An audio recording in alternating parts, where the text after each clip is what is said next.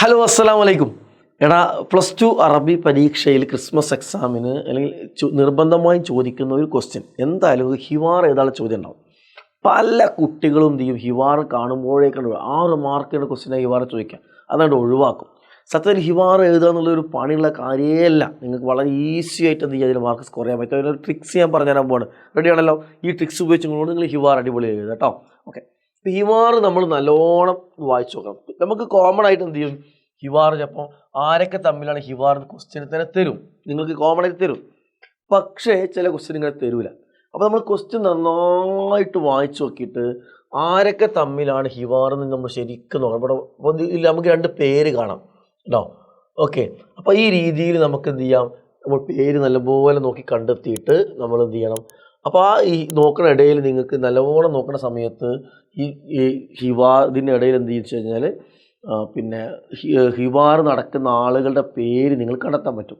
അപ്പോൾ ആ രീതിയിൽ നമ്മൾ എന്ത് ചെയ്യുന്നു, ഇത് വായിച്ചു നോക്കണം. അപ്പോൾ ഇവിടെ മാജിദ് എന്നുണ്ട്, പിന്നെ ഇവിടെ സുദീഖ് ബാബു ഫിലയ്യ വക്കാന അബൂഹു രാജൻ, അവിടെ രാജൻ. അപ്പോൾ ഈ ഹിവാർ നടക്കുന്ന ആളുകളുടെ പേര് നമ്മൾ നല്ലോണം വായിച്ചു നോക്കിയിട്ട് നമ്മൾ കണ്ടെത്താം.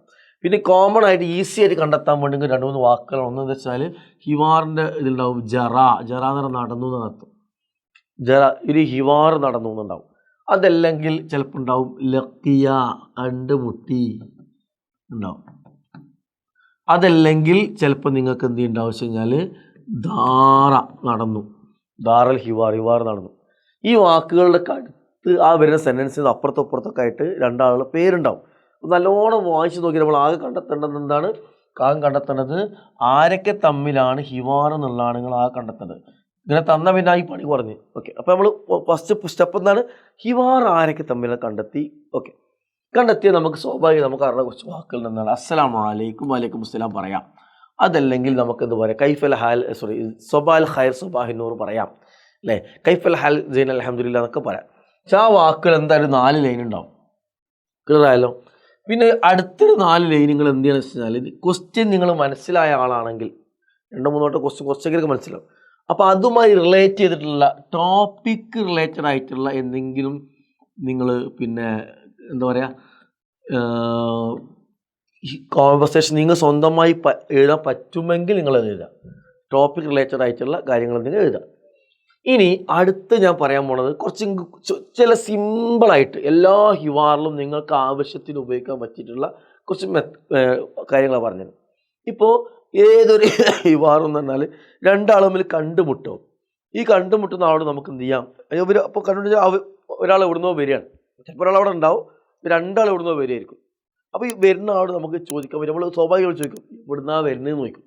ഇത് 2 രീതിയിൽ നിങ്ങൾക്ക് ചോദിക്കാം. ഒന്ന് എന്താണെന്നറിയോ, ഏറ്റവും സിമ്പിളായി ചോദിക്കണം, മിൻ ഐന, മിൻ ഐന എവിടെ നിന്നാണെന്ന് അർത്ഥം. മിൻ ഐന എവിടെ നിന്നാണ്, മിൻ ഐന അനിത്താന്ന് ചോദിക്കാം, നീ എവിടെ നിന്നാണ് വരുന്നത്. ഇത് നിങ്ങൾക്ക് ഈ ആവശ്യ സ്ഥലത്ത് ഉപയോഗിക്കാം. ഇനി ഇതേ മീനിങ് കിട്ടുന്ന മറ്റൊരു വാക്കാണ് നിങ്ങൾക്ക് വേണമെങ്കിൽ എന്ത് വെച്ച് കഴിഞ്ഞാൽ പിന്നെ മിൻ ഐന, മിൻ ഐന തെജീഉ, തെജീഉ എന്ന് പറഞ്ഞാൽ നീ വരുന്നത് ഉണ്ടോ. മിൻ ഐന തെജീഉ, നീ എവിടെ നിന്നാണ് വരുന്നത്. ഈ 2 ക്വസ്റ്റ്യൻ ചോദിക്കാം എവിടെ നിന്നാണ് വരുന്നത് എന്നുള്ളത്. അപ്പോൾ അതിൻ്റെ ആൻസർ എന്താ പറയുക, ആൻസർ പറയൽ പിന്നെ അജീഉ അല്ലേ. പിന്നെ ആൾ ആൻസർ പറയാം അജീഉ. അജീഉ എന്ന് പറഞ്ഞാൽ ഞാൻ വരുന്നു കേട്ടോ, അജീഉ ഞാൻ വരുന്നു എന്ന് പറഞ്ഞാണ്ട് ഈ ക്വസ്റ്റ്യനുമായി ബന്ധപ്പെട്ട എന്തെങ്കിലും ഒരു സ്ഥലം നിങ്ങൾക്ക് പറയാം. വീടോ, പള്ളി, സൂക്ക്, വൈത്ത്, വീട്, സൂക്ക്, മാർക്കറ്റ്, മദ്രസ, സ്കൂള്, മുസ്തഷ്ഫ, ആശുപത്രി, എന്തും നിങ്ങൾക്ക് പറയാം അല്ല. ഞാൻ ഇന്ന സ്ഥലത്ത് അജീഉ മിൻ, ഇവിടെ മീൻ കൊടുക്കുന്നുണ്ട്, അജീഉ മിൻ എന്ന് പറഞ്ഞാണ്ട് അജീഉ മിൻ എന്ന് പറഞ്ഞാൽ സ്ഥലം കൊടുക്കും.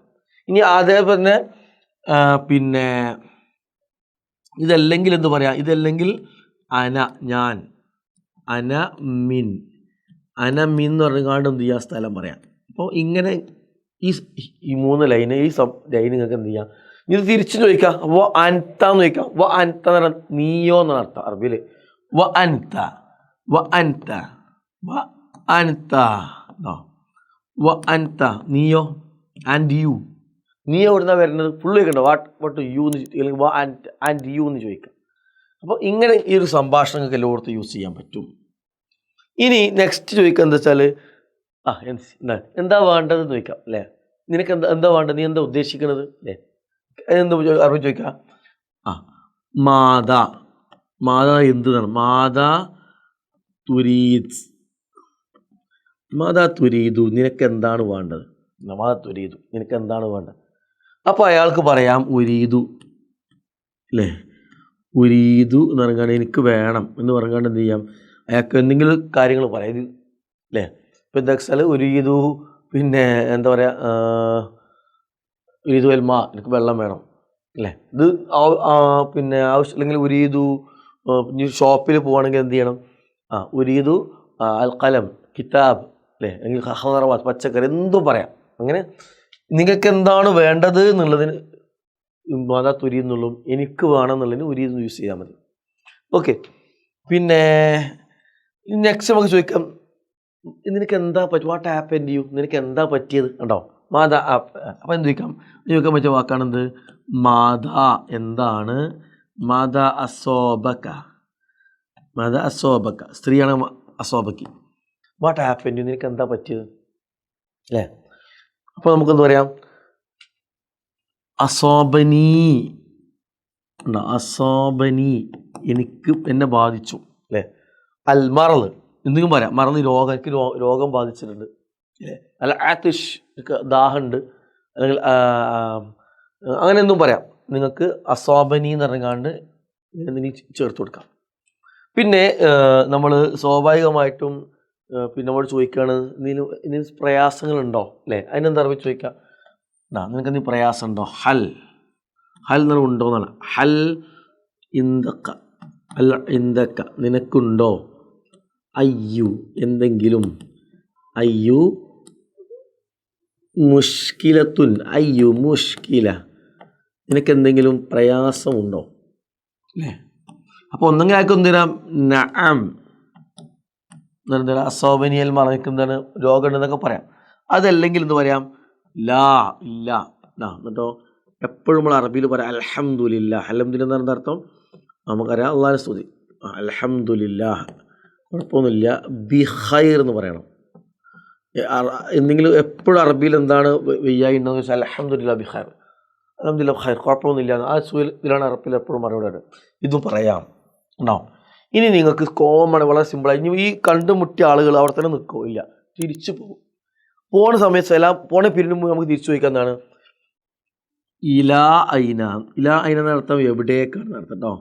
ഇലാ ഐന എവിടേക്കാണ്, ഇലാ ഐന അൻത നീ എവിടേക്കാണെന്ന് ചോദിക്കാം. അതല്ലെങ്കിൽ ഇലാ ഐന അൻത തെജീ എന്ന് ചോദിക്കാം, നല്ല കുറച്ച് വലുതാക്കണമെങ്കിൽ. നീ എങ്ങോട്ടാ, തെജീ അല്ല തെദ്ഹബു കേട്ടോ, തെജീ അല്ല തെദ്ഹബു.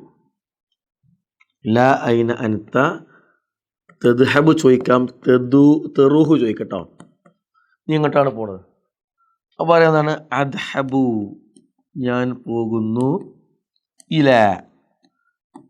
ഇലൽ സ്ഥലം പറയാം, ഇലൽ ബൈത്ത്. ഈ ചോദ്യം ഒരാൾ ഇങ്ങോട്ട് തിരിച്ച് അങ്ങോട്ട് ചോദിക്കാമല്ലോ, ആൻറ്റി വാൻത നീ എങ്ങോട്ടാ പോകണമെന്ന് ചോദിക്കാം. അപ്പോൾ ഇങ്ങനെ 1 2 3 4 5 6 7 8 9 10 അല്ലേ, 10 ലൈന് അല്ലെങ്കിൽ 12 ലൈൻ ഞാൻ ഇവിടെ എടുത്തു തന്നു. അപ്പോൾ എന്ത് മനസ്സിലായി, ഇങ്ങനെ നിങ്ങൾക്ക് കോമണായി ഉപയോഗിക്കാൻ പറ്റിയിട്ടുള്ള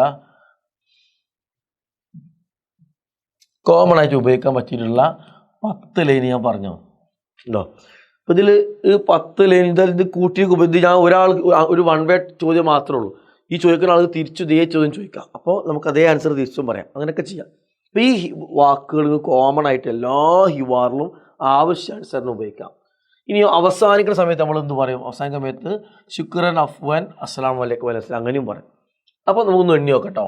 ഫസ്റ്റിൽ പറയുന്ന 4 ലൈന് അസ്സലാമു അലൈക്കും വലൈക്കും മുസ്ലിം കൈഫൽ ജന അൽഹംദുലില്ലാ. ലാസ്റ്റ് പറയുന്ന 4 ലൈന് ശുക്രൻ അഫ്വാൻ അസ്സലാമു അലൈക്കും വലൈക്കും മുസ്ലിം 8 ആയി. നമുക്ക് കോമൺ ആയിട്ട് ഉപയോഗിക്കാൻ പറ്റുന്ന 10 ലൈന് ഈ വാക്കുകൾ. അപ്പോൾ 18 ലൈനായി. 18 ലൈൻ നിങ്ങളെ പേജിൽ നിങ്ങൾ എഴുതിയാൽ 3/4 പേജ് എന്തായാലും ഉണ്ടാവും. പിന്നെ അതിന് പുറമെ നിങ്ങൾക്ക് ടോപ്പിക് റിലേറ്റഡ് ആയിട്ട് നിങ്ങൾക്ക് അറിയുന്ന കാര്യങ്ങൾ ഇതിന് ഉപയോഗപ്പെടുത്തും. ആശുപത്രിയിലെ സംഭാഷണം, വീട്ടിലെ സംഭാഷണം, അത് അറിയുമെങ്കിൽ അപ്പോൾ അതൊരു 4 5 എഴുതാണെങ്കിൽ നിങ്ങൾ 72 ലൈനായി. അപ്പോൾ ഒരു പേജിൻ്റെ കഴിഞ്ഞ് അപ്പുറത്തെ പേജ് എത്തിയിട്ടുണ്ടാവും.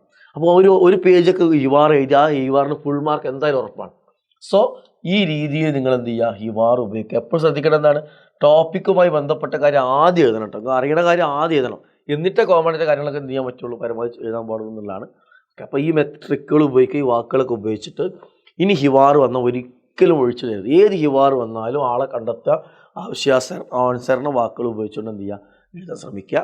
അങ്ങനെ എഴുതിയെങ്കിൽ എന്ത് ചെയ്യാൻ പറ്റും, നല്ല മാർക്ക് സ്കോർ ചെയ്യാൻ പറ്റും കേട്ടോ. അപ്പോൾ ഓൾ ദി ബെസ്റ്റ്. അസ്സലാമു അലൈക്കും.